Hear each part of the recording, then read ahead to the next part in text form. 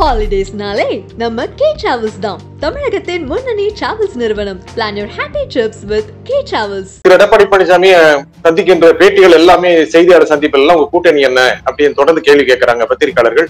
அதிமுக தொடர்ந்து பாஜகவுடன் கூட்டணியிலே, அதை தவிர ஒத்த கருத்துடைய கட்சிகள் அப்படின்னு சொல்றாரு. பிஜேபியோட கூட்டணி, விஜயோட கூட்டணி, இப்படி ரெண்டா இதை நீங்க பிரிச்சு பாத்தீங்க அப்படின்னா, ஆரம்பத்துல விஜயோட கூட்டணி வைப்பதற்கான ஒரு இணக்கம் தெரிஞ்சது. விஜயும் பெரிய அளவு இப்ப இருக்க, ஏன்னா விஜய் சார்பாக பேச வர்ற செய்தி தொடர்பாளர்கள்,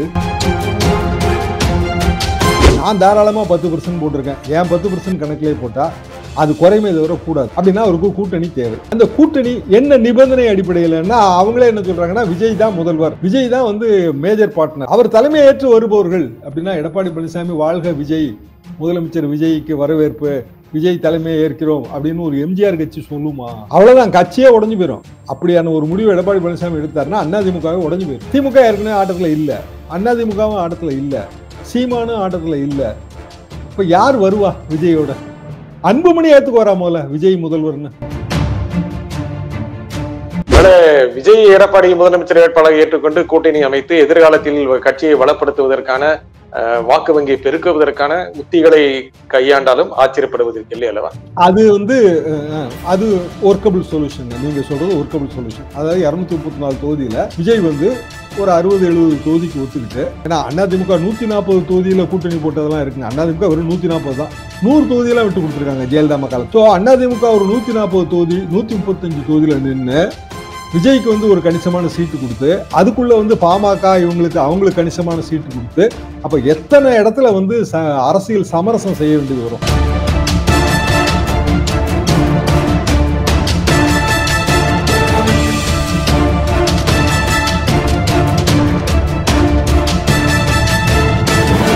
வணக்கம் ஆகாயம் நண்பர்களே. அதிமுகவின் கூட்டணி எது? எடப்பாடி பழனிசாமி என்ன திட்டத்தில் இருக்கிறார்?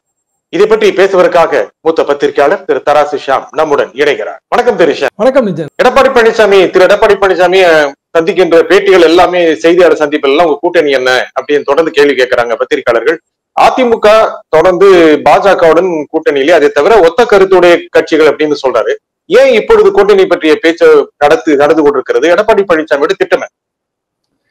திருச்சி ஏர்போர்ட் பேட்டியின் போது எடப்பாடி பழனிசாமி ஒத்த கருத்துடைய கட்சிகள் என்று கூறிவிட்டு, அது பாரதிய ஜனதாவுக்கு ஒரு மறைமுக அழைப்பு மாதிரி தெரிந்தது. என்ன காரணம் என்றால், திமுகவை வீழ்த்த வேண்டும், தேர்தல் நேரத்தில் தான் கூட்டணி, யாருடன் வேண்டுமானாலும் கூட்டணி அமையலாம், இப்படித்தான் அவர் கருத்து கூறினார். பாரதிய ஜனதா பற்றிய ஒரு ஸ்பெசிபிக் கொஸ்டின் கூட அவர் சரியா பதில் சொல்லலை. பாரதிய ஜனதாவோடு அதிமுக கூட்டணி முயற்சிக்கிறது, அண்ணாமலை இனிமேல் ஆட்டத்தில் இல்லை, இப்படி உடனடியாக ஊடகங்கள், நான் உடனடியாக சன் நியூஸ் என்னோட டெலிஃபோன் இன்டர்வியூ ராத்திரி 8:30 மணிக்கோ என்னமோ, அதுக்கு பிறகு வரிசையா புதிய தலைமுறை எல்லா டெலிஃபோன் இன்டர்வியூலையும் இந்த கேள்வி கேட்கப்பட்டது. கிட்டத்தட்ட இந்த கருத்துக்களை தான் எல்லோரும் கூறினோம். ஏன்னா அப்படிதான் இருந்தது அந்த அழைப்பு. ஏன் மாறினார்? அதாவது அதற்கு பிறகு நடந்த மாவட்ட நிர்வாகிகள் கூட்டம், அதுல அவருக்கு அந்த கருத்து குறித்து மாவட்ட நிர்வாகிகள் மத்தியில ஒருமித்த ஆதரவு இல்ல மாதிரி தான் தெரியுது. ஏன்னா ஜெயக்குமார் அவர்களை அனுப்பி அவர் கீழே கூறும்போது, ஜெயக்குமார் சொன்ன ஒரு விஷயம் முக்கியமானது என்னன்னா, கட்சி கூடி எடுத்த முடிவு இது 2023 செப்டம்பர் மாதம். அப்படின்னா கட்சி கூடினா பொதுக்குழு செயற்குழு எல்லாம் கூடி, அப்ப அதுக்கான மாற்றம் எதுவும் இப்ப இல்லை என்று அவர் உறுதியாக தெரிவித்தார். நேற்றும் இன்றும் என்றும் எதிரி என்று பாரதிய ஜனதாவை குறிப்பிட்டார். முன்னதாக தமிழிசை அவர்கள் ஒரு முக்கியமான கருத்து சொல்லியிருந்தார். உதிரியாக நின்றால் உதயசூரியன் தான் உதிக்கும் என்று அவர் ஒரு கருத்து சொல்லியிருந்தார். திமுக எதிர்ப்பு எண்ணம் உள்ள எல்லா கட்சிகளும் தனித்தனியாக நின்றால் திமுக எதிர்ப்பு வாக்கு வங்கி பிளவுபடும், மீண்டும் திமுக ஆட்சி தான் வரும். இதுக்கு பெரிய கண்ணாடி எல்லாம் தேவையில்லை, ஏன்னா இது உண்மையிலே தெரிந்த விஷயம்தான். எதிரணி வாக்குகளை பிரிப்பதுங்கிறது ஒரு அரசியல் உத்தி தான். அதற்கு பிறகு கோயம்புத்தூர் ஏர்போர்ட் கூட்டத்தில் எடப்பாடி பழனிசாமி மீண்டும் அவர் நிலைமையை தெளிவுபடுத்தி விட்டார், அல்லது பல்கி அடித்து விட்டார். நீங்க எப்படி வேணாலும் எடுத்துக்கிடலாம். என்ன காரணம்னா, அதிமுக பாஜக கூட்டணி அமைக்காதுன்னு சொன்னதன் மூலம் அவர் யாரை நம்ப வைக்கிறார்? ரொம்ப எளிமையான, ரொம்ப சாஃப்டா கேக்குறேன். அவரு யார நம்ப வைக்கிறார்?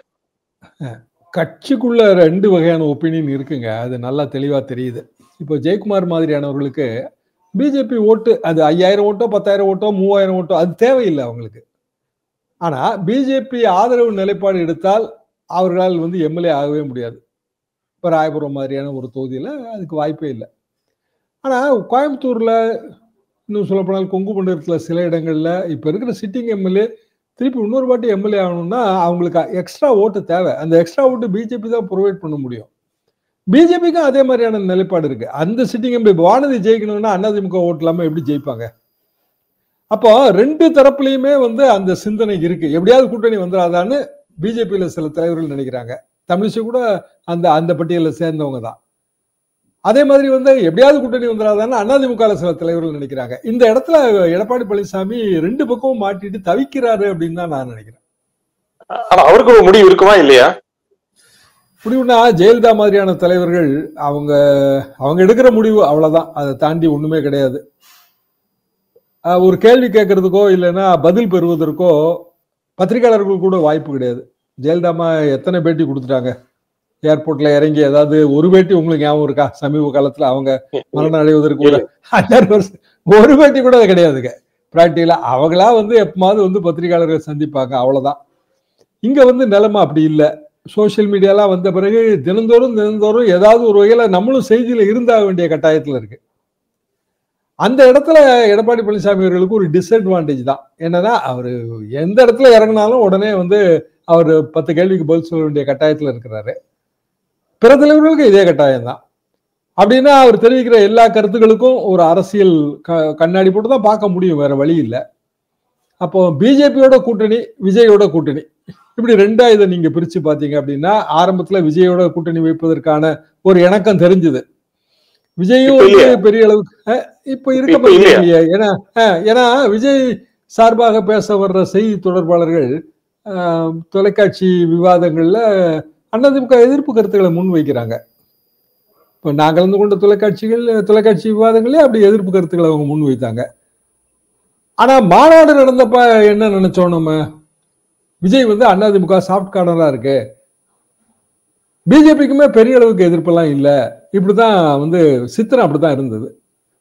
இப்போ அந்த மருத்துவர் தாக்குதல், விஜய் பெரிய அளவுக்கு அதை எதிர்க்கிறாரு.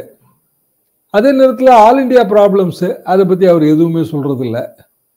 அதிமுகவுமே ஆல் இண்டியா ப்ராப்ளம்ஸ் எதுவுமே சொல்றது இல்லை. அதே மருத்துவர் தாக்குதல் பெரிய அளவுக்கு கண்டனம் தெரிவிச்சாங்க.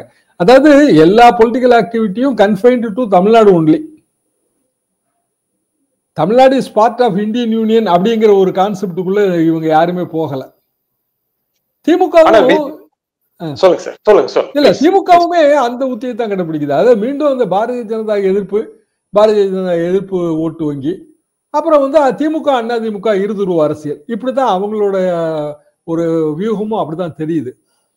அப்போ உண்மையிலேயே அதிமுக என்ன பண்ண போகுது? பிஜேபியோட கூட்டணி வைக்க போகிறதா இல்லையா? இந்த இடத்துல எனக்கு ஒரு பெரிய சந்தேகம் என்ன வந்துச்சுன்னா, நான் சொன்ன இதே டாக்டர் அட்டாக் மேட்டர்ல தான். ரொம்ப நாளா சும்மா தான் இருந்தாரு அண்ணாமலை.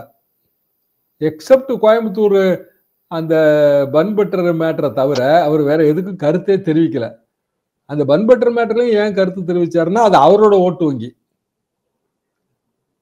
இப்ப பாத்தீங்கன்னா டாக்டர் அட்டாக் மேட்டருக்கு மட்டும் அவர் உடனடியான கருத்து அவரு லண்டன்ல இருந்து பாஞ்சு வருது. சமீபத்தில் நடந்த 3 அட்டாக் மேட்டரா அதுல குறிப்பிட்டிருக்காரு. ஒண்ணு திருச்சி, ஒண்ணு ஒரு வேலூர், ஒண்ணு ஒரு திருநெல்வேலி, ஒண்ணு. ஆனா 2011 இருந்து 2021 வரைக்கும் ஒரு 7, 8, 10 நடந்திருக்கு. இதே டாக்டர் அட்டாக் மேட்டர் நடந்திருக்கு. இன்னும் சொல்லப்போனால் பயிற்சி மருத்துவர்கள் தாக்கப்பட்டிருக்கிறாங்க. ஒரு குறிப்பிட்ட இதுல வழக்கு நடந்துகிட்டு இருக்கு, இன்னுமே வழக்கு நடந்துகிட்டு இருக்கு. ஆனா அண்ணாமலை அதுக்குள்ள போகல. ஆனா அவர் அறிக்கை விட்ட உடனே எடப்பாடி பழனிசாமிக்கு அண்ணாமலை மீண்டும் பிக்சர்ல தான் இருக்காரு போல இருக்குங்கிற சந்தேகம் வந்துடும். சரி, அண்ணாமலை இருந்தா அந்த அணியில எடப்பாடி பழனிசாமி இருக்க மாட்டாருங்க. என்ன காரணம் அப்படின்னா அது இல்ல, அது நிச்சயமா அது மட்டும்தாங்க. இப்போ 20 என்னங்க நம்மளோட சொந்த போட்டியாளரே நம்ம நம்ம கூட வச்சிருப்போமா? சரி, நீ நம்ம எல்லாரும் மீடியால இருந்து வரோம், பத்திரிகையில இருந்து வரோம். ஈக்குவலா 2 எடிட்டர் இல்ல 2 ஈக்குவல் திறமைசாலிகள் ஒரே அமைப்புல வந்து தொடர்ந்து இருந்திருக்காங்களா? இல்ல இல்ல இல்ல அப்படி இருந்த அரசியல் எல்லாமே இல்ல, சினிமா கிடையாது. பாரதி ராஜா இருந்தாருன்னா கூட பாக்கியராஜ் இருந்திருப்பாரு. ஆனா பாக்கியராஜ் அப்புறம் பிரிஞ்சு வந்துருவாரு. இதுதான் இயல்பு. அப்போ அண்ணாமலை யார்? ஒரு ஐபிஎஸ் அதிகாரி. பிஜேபி பாலிடிக்ஸ்க்கே ஒரு செவரல் இயர்ஸ் பேக் தான் வராரு. ஒரு ஓட்டு வங்கியை கிரியேட் பண்ணியிருக்காரு. அவருக்குன்னு ஒரு தனிப்பட்ட பாப்புலாரிட்டியை கிரியேட் பண்ணியிருக்காரு. அந்த பாப்புலாரிட்டி எதை வைத்து? திமுக எதிர்ப்பு, சகட்டு மணிக்கு திமுக எதிர்ப்பு, புள்ளி விவரங்களோட வந்து அட்டாக் பண்றது, வெறுமனே எதிர்ப்பு. அதை தாண்டி புள்ளி விவரங்களோட அட்டாக் பண்ணும்போது அதுக்கு கொஞ்சம் சுவை கூடும். அப்ப அண்ணாமலை யாருடைய ஓட்டு வங்கியை பாதிப்பார்? திமுக எதிர்ப்பு ஓட்டு வங்கியை பெற்றால் அதிமுக ஓட்டு வங்கியை தான் பாதிப்பார். சரி, அவர் என்ன, எந்த இடத்துல இருந்து வராரு? கொங்கு மண்டலம். எந்த கம்யூனிட்டில இருந்து வராரு? எடப்பாடி பழனிசாமி கம்யூனிட்டில இருந்து. அப்போ ஏன் வேற அதிமுகவிலேயே போட்டியாளர்களை சமாளிக்கிறது ஒரு பக்கம் இருக்க, பிஜேபியோட கூட்டணி சேர்ந்தா பிஜேபியோட ஒரு போட்டியாளரையும் சமாளிக்க வேண்டியது வரும். அது எதிர்காலத்துக்கு எப்படி சூட் ஆகும்? அது அந்த இடம் ஒரு சிக்கலான இடங்க. அது கண்டிப்பாக வந்து நீங்க அப்படிதான் பார்க்கணும். ஏன்னா கடைசி வரைக்கும் என்டிஏ கூட்டத்துல எடப்பாடி பழனிசாமி கலந்துக்கிட்டாரு. பிரதமருக்கு வலது பக்கம் இருக்கையில அமர்ந்திருந்தாரு. சவுத் ஃபேஸ் அப்படின்னு மோடி அவர்கள் எடப்பாடி பழனிசாமியை புகழ்ந்தார்கள். இந்த தென்னிந்தியாவுக்கே முகம், இதை விட வேற பெரிய ஒரு பாராட்டு என்ன வேண்டியது இருக்கு ஒரு தலைவருக்கு? நாட்டின் பிரதமர் நம்ம வந்து தென்னிந்தியாவின் முகம்னு பாராட்டினா அவ்வளவுதானே, அதோட முடிஞ்சுத. ஆனா அதையும் தாண்டி தான் இந்த பிளவு ஏற்படுது. அமித்ஷா எல்லாம் சமாதானம் என்னெல்லாமோ நடந்துச்சுங்க. அதையும் தாண்டி எப்படி இந்த பிளவு ஏற்படுது? ஏன்னா நம்ம ஓட்டு வங்கியவே குறி வைக்கிறாரு. அண்ணாமலை 2-3 டாக்டிக்கல் மிஸ்டேக் பண்ணாரு. அண்ணாவை எதிர்த்து பேசினது, ஜெயலலிதாவுக்கு எதிராக பேட்டி கொடுத்தது, இப்படி சில மிஸ்டேக்ஸ். அது அவரோட பொலிட்டிக்கல் இன்எக்ஸ்பீரியன்ஸுங்க. திரும்புற பக்கம்லாம் தீய வைக்கிறவங்க வந்து புத்தால்தனமான அரசியல்வாதியா இருக்க முடியாது. அப்ப அந்த இடத்துல அவர் மிஸ்டேக் பண்ணாரு. அதை வந்து எடப்பாடி பழனிசாமி, அவர் ஒரு தெளிந்த அரசியல்வாதி, அவர் அதை பயன்படுத்திக்கிட்டு அந்த கூட்டணியிலிருந்து வெளியில வந்தாச்சு. அப்ப அதிமுக பிஜேபி கூட்டணி வேண்டவே வேண்டான்னு நினைக்கிறவங்க எடப்பாடி பழனிசாமி பின்னாடி இருக்காங்க. அந்த இடத்துல மத்தவங்க வாய்ஸ் அடிபட்டு போச்சு. என்னன்னா பிஜேபி கூட்டணி இருந்தா நமக்கு நல்லதுன்னு நினைக்கிறவங்களோட எண்ணிக்கை சொற்பமா இருக்கு. விஜய் ரோல் என்ன? விஜய் ஃபேக்டர் என்ன தாக்கம் கொடுக்கும் இந்த இடத்துல? விஜய் உள்ள என்ட்ரி. அப்ப விஜய் ஃபேக்டர் என்ன தாக்கம் கொடுக்கும்? விஜயோட ஓட்டு வங்கி கிரியேஷன். சொந்த ஓட்டு வங்கி அவருக்கு என்ன இருக்கு நமக்கு தெரியாதுங்க. நான் ஒரு 3 கணக்கு போட்டு பார்த்தேன். கூட்டத்துக்கு வந்திருந்தவங்க 4 லட்சம் பேர் அப்படின்னு பொதுவான எஸ்டிமேட் சொல்லுது. அதே நேரத்தில் விஜய் ஸ்போக்ஸ் பர்சனா என்னுடைய வந்து தொலைக்காட்சி பேட்டியில் கலந்துக்கிட்டவங்க 10-15 லட்சம் இருக்குங்கன்னு ஒரு எஸ்டிமேட் சொன்னாங்க.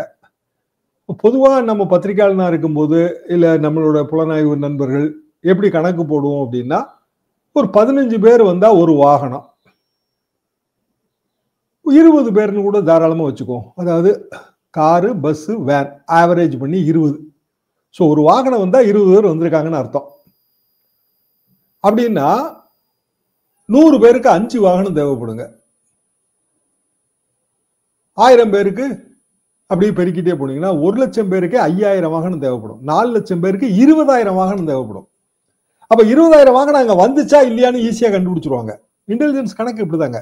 ஒரு காலத்துல வந்து கிரௌட் திக்னஸ் வச்சு கால்குலேட் பண்ணுவாங்க. இப்ப அது கிடையாது.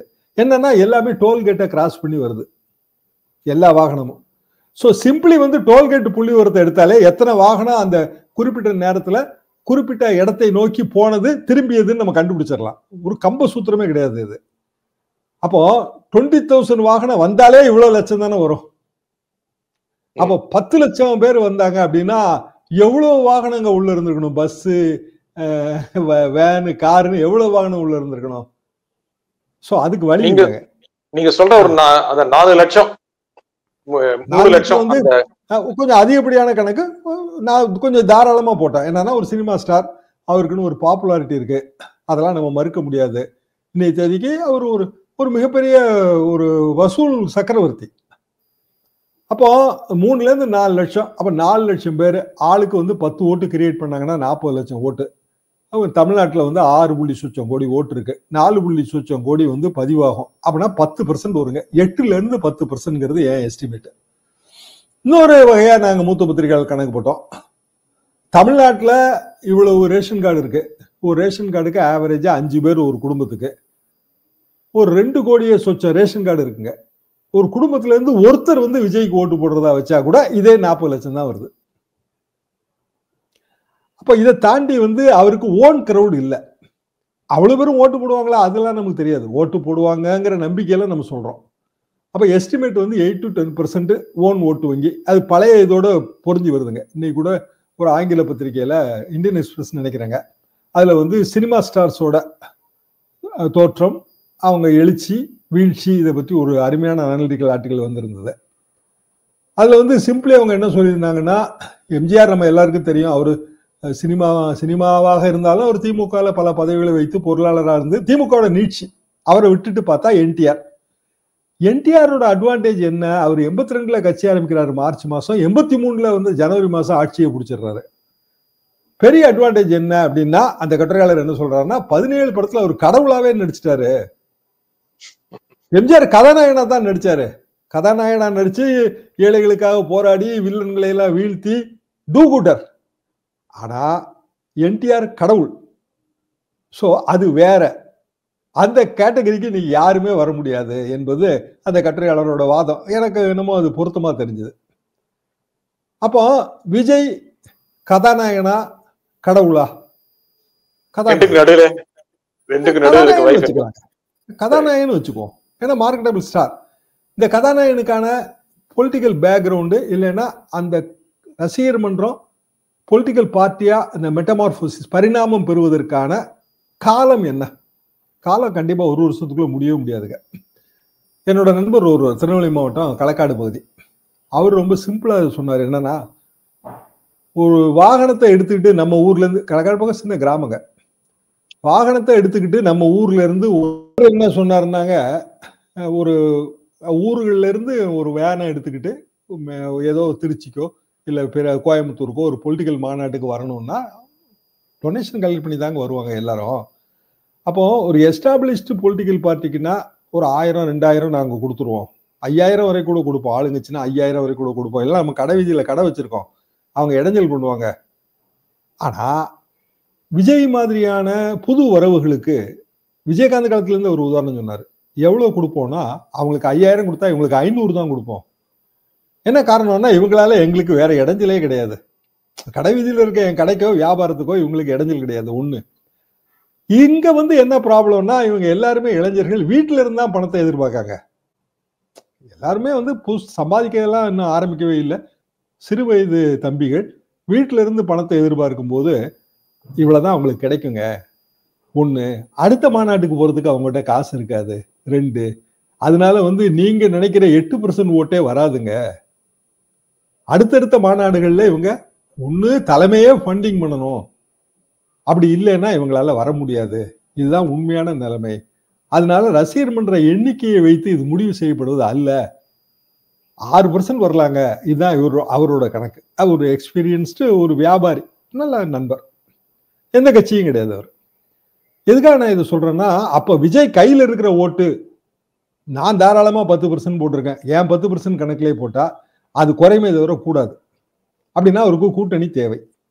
அந்த கூட்டணி என்ன நிபந்தனை அடிப்படையில்னா, அவங்களே என்ன சொல்றாங்கன்னா, விஜய் தான் முதல்வர், விஜய் தான் வந்து மேஜர் பார்ட்னர், அவர் தலைமை ஏற்று வருபவர்கள். அப்படின்னா எடப்பாடி பழனிசாமி வாழ்க விஜய், முதலமைச்சர் விஜய்க்கு வரவேற்பு, விஜய் தலைமையை ஏற்கிறோம் அப்படின்னு ஒரு எம்ஜிஆர் கட்சி சொல்லுமா? அவ்வளவுதான், கட்சியே உடஞ்சு போயிடும். அப்படியான ஒரு முடிவு எடப்பாடி பழனிசாமி எடுத்தாருன்னா அதிமுகவே உடஞ்சு போயிருங்க. திமுக ஏற்கனவே ஆட்டத்துல இல்ல, அதிமுகவும் ஆட்டத்துல இல்ல, சீமானும் ஆட்டத்துல இல்ல. இப்ப யார் வருவா விஜயோட? அன்புமணி ஏத்துக்கு வரா முதல்ல விஜய் முதல்வர்னு. சோ அந்த ஸ்டாண்ட் வந்து விஜய் எல்லாம் சரியா வராதுங்க. பவன் கல்யாணோட உதாரணத்தை நீங்க எடுத்தா கூட, சிரஞ்சீவி மெகா ஸ்டார் சிரஞ்சீவியோட பிரதர் அவர் பிரஜாராஜ்யம் கட்சி வச்சிருந்தாரு. பிரஜாராஜ்யம் கட்சியில இவர் ஒரு கொள்கை பரப்பு இளைஞரணி அந்த மாதிரியான ஒரு போஸ்டிங்ல இருந்தாரு. சிரஞ்சீவி வந்து வெற்றி பெறவில்லை. அதுக்கு பிறகு இவர் வந்து தனி கட்சி ஜனசேனா, ஜனசேனாவோட அது வந்து கூட்டணி வந்து லோக்கல் பார்ட்டியோட எல்லாம் வச்சு தனியா போட்டி போட்டு 6% ஓட்டு வாங்கி அப்புறம் பிஜேபியோட சேர்ந்து இன்னைக்கும் பிஜேபி சந்திரபாபு நாயுடு ஆகியோரின் ஓட்டு வங்கியோட தான் பவன் கல்யாண் இந்த உயரத்தை அடைஞ்சிருக்காரு. முதலமைச்சர் வேட்பாளர் சொல்லியிருந்தாருன்னா அவர் அந்த காலத்திலே சந்திரபாபு நாயுடு கழட்டி விட்டுருப்பாரு. நீயும் முதலமைச்சர் வேட்பாளர், நானும் முதலமைச்சர் வேட்பாளராங்கிறத நாங்க கேள்வி. அண்ணாமலை முதலமைச்சர் வேட்பாளர்னு முதல்ல எடப்பாடி பழனிசாமி ஒத்துக்கிட்டாரா? எடப்பாடி பழனிசாமி முதலமைச்சர் வேட்பாளர்னு அண்ணாமலை ஒத்துக்கிட்டாரா? அப்புறம் இந்த கால்குலேஷன் எங்க இருந்து ஜெயிக்கணும்னு எனக்கு உண்மையிலே புரியலைங்க. ஒருவேளை உங்ககிட்ட வேற நல்ல கால்குலேஷன் தான் சொல்லுங்க. இல்ல, ஒருவேளை விஜய் எடப்பாடி முதலமைச்சர் வேட்பாளரை ஏற்றுக்கொண்டு கூட்டணி அமைத்து எதிர்காலத்தில் கட்சியை வளப்படுத்துவதற்கான வாக்கு வங்கியை பெருக்குவதற்கான உத்திகளை கையாண்டாலும் ஆச்சரியப்படுவதற்கு இல்லை அல்லவா? அது வந்து அது ஒர்க்கபிள் சொல்யூஷன். நீங்க சொல்றது ஒர்க்கபிள் சொல்யூஷன். அதாவது 234 தொகுதியில விஜய் வந்து ஒரு 60-70 தொகுதிக்கு ஒத்துக்கிட்டு, ஏன்னா அதிமுக 140 தொகுதியில கூட்டணி போட்டதெல்லாம் இருக்குங்க. அதிமுக வெறும் 140 தான், 100 தொகுதியெல்லாம் விட்டு கொடுத்துருக்காங்க ஜெயலலிதா காலத்துல. சோ அதிமுக ஒரு 140 தொகுதி 135 தொகுதியில நின்று விஜய்க்கு வந்து ஒரு கணிசமான சீட்டு கொடுத்து, அதுக்குள்ள வந்து பாமக அவங்களுக்கு கணிசமான சீட்டு கொடுத்து, அப்ப எத்தனை இடத்துல வந்து அரசியல் சமரசம் செய்ய வேண்டியது வரும்? சொந்த கட்சி வந்து அதெல்லாம் ஏத்துக்கிடுமா? அவங்களோட கட்சி உண்மையிலேயே அப்படியெல்லாம் நடந்தா ஒரு பெரிய அதிசயமாவும் ஆச்சரியமாவும் இருக்குங்க. எனக்கு தெரிஞ்சுங்க, ஆம் ஆத்மி பார்ட்டி பெரிய ஒரு நல்லாவே தெரியும். அங்க இருக்க பல நண்பர்கள், என்னோட நண்பர்கள், ஆரம்பத்துல வரும்போது பெரிய மாற்று சக்தியா தெரிஞ்சது இல்லையா? டெல்லியே ஒரு சின்ன ஒரு மேயர் அளவு தான் அது, அதுல ஆட்சியும் பிடிச்சாங்க. இன்னைக்கு அந்த பாப்புலாரிட்டி ஏன் வந்து அரவிந்த் கெஜ்ரிவாலுக்கு இல்லாம போச்சு? சிம்பிள் ரீசன் என்ன, மத்த பார்ட்டிக்கு அவங்களுக்கு எந்த வித்தியாசமும் இல்லை. நானே எல்லா தொகுதியிலும் நிக்கிறதா நினைச்சுக்குங்கன்னு அரவிந்த் கெஜ்ரிவால் சொல்றாரு. ஆனா கட்சி எப்படி வந்துச்சுங்க? மறுதளிப்பவர்களும் புதிதாக சிந்தனை செய்பவர்களுமாக அது ஒரு மீட்டிங் பிளேஸ் மாதிரி வந்துச்சு. அதாவது எஸ்டாப்ளிஷ்டு நாம்ஸை வந்து நாங்க மறுக்கிறோம். எதுக்கு வந்து அவர்களே இவர்களேன்னு சொல்லணும்ன்றாரு விஜய். கரெக்ட். எதுக்கு அவர்களே இவர்கள்னு சொல்லணும்? ப்ரோ, மை டியர் ஃப்ரெண்ட் அப்படி சொல்லிட்டு போலாம், தப்பே கிடையாது. அதுல என்ன தப்பு இருக்கு? ஆனா அப்படி மறுதளிப்பவர்களாக இருக்கும்போது விஜயையும் நம்ம எப்படி கூப்பிடணும்? Hello mister Vijay, how are you, you are the leader, அப்படித்தானே பேச முடியும். தலைவர் விஜய்னு சொல்லக்கூடாதுல்ல, தளபதி விஜய்னு சொல்லக்கூடாதுல்ல. சம்பத்தா தானே சொன்னாரு, புது இடத்துக்கு வந்துட்டோங்க, புது பாதை கண்டு விட்டோம், இன்னமும் எதற்கு அடமொழி 62ல சொன்னது, எதுக்கு என்னைய சொல்லின் செல்வர்னு சொல்றீங்க? வேண்டாம், சொல்லின் செல்வர் பட்ட வேண்டாம், உலகநாயகம் பட்ட வேணான்ட்டார்ல கமலஹாசன். பட்டமெல்லாம் வேணாங்க, மக்களுக்கு நன்மை செஞ்சு கொடுக்கணும், எதுவும் வேண்டாம். அதுக்கு என்னென்ன கொள்கைகள் ரைட்டு, இந்த கொள்கைக்கும் பிறகட்சி கொள்கைக்கும் உங்களுக்கு வித்தியாசமே இல்லையே. ஆமா, எல்லாமே நல்ல கொள்கைகள், நான் அப்படியே எடுத்துக்கிட்டேன்.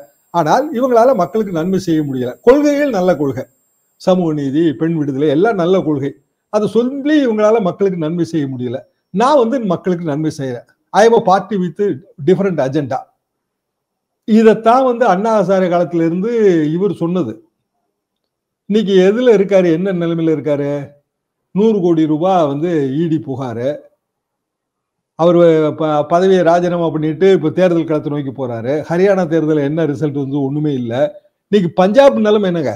பஞ்சாப்ல ஆம் ஆத்மி பார்ட்டி, சண்டிகர், அதாவது நான் பஞ்சாப்ல வேலை பார்த்தங்கிறதுனால சண்டிகார் வந்து அவங்களுக்கு ஒரு உணர்வுபூர்வமான இது, 2 ஸ்டேட்டுக்கும் அது தலைநகர். இன்னைய தேதி வரைக்கும் அவங்க சண்டிகாரை கேட்டுட்டு இருக்காங்க. பஞ்சாப், ஹரியானாவும் கேட்டுட்டு இருக்கு. உடனே யூனியன் கவர்மெண்ட் 2 மாநிலத்துக்கும் பொதுவான தலைநகர்னு சொல்லிடுச்சு. அதாவது ஆந்திராவுக்கும் சென்னைக்கும் சேர்த்து, ஆந்திராவுக்கும் தமிழ்நாடுக்கும் சேர்த்து சென்னை பொதுவான தலைநகராக இருந்தா எப்படி இருக்கும்? அப்படி திடீர்னு இப்ப ஹரியானால பிஜேபி கவர்மெண்ட் வந்த உடனே சண்டிகர்ல பிஜேபியோட ஹரியானா கவர்மெண்டோட ஒரு ப்ரொபோசல் என்னன்னா, ஹரியானாவோட அசம்பிளி பில்டிங்க சண்டிகர்ல கட்ட போறாங்க. அப்ரூவ்டு. அப்ப சண்டிகர் இனி கிடைக்கவே கிடைக்காத பஞ்சாபுக்கு. அப்ப லோக்கல் ஆம் ஆத்மி பார்ட்டி கவர்மெண்ட்டுக்கு பெரிய அடியில் விழும் அதுல. அப்போ பல மாறுதல்கள் ஏற்படுங்க. தேசிய அரசியலையும் சரி, மாநில அரசியலையும் பல மாறுதல்கள் ஏற்படும். அதை நீங்க வந்து ரிஃப்ளெக்ட் பண்ணணும். தேர்தல் அரசியல் தமிழ்நாட்டை பொறுத்த வரைக்கும், ஈவன் பஞ்சாபை பொறுத்த வரைக்கும் வெறுமனே வந்து வாக்கு அரசியல் இல்லை, அது கலாச்சார யுத்தம். அந்த பாயிண்ட்டுக்குள்ள போறாங்களா அப்படிங்கிறதுல எனக்கு ஒரு சந்தேகம் இருக்கு. சரி, சரி. இந்த நிகழ்ச்சியில் உங்கள் கருத்துக்களை பதிவு செய்தமைக்காக திரு தராசிஷா மிக்க நன்றி. மீண்டும் ஒரு நிகழ்ச்சியில் சந்திப்போம். நன்றி, வணக்கம். ஹாலிடேஸ்னாலே நம்ம கே டிராவல்ஸ் தான். தமிழகத்தின் முன்னணி டிராவல்ஸ் நிறுவனம். Plan your happy trips with K Travels.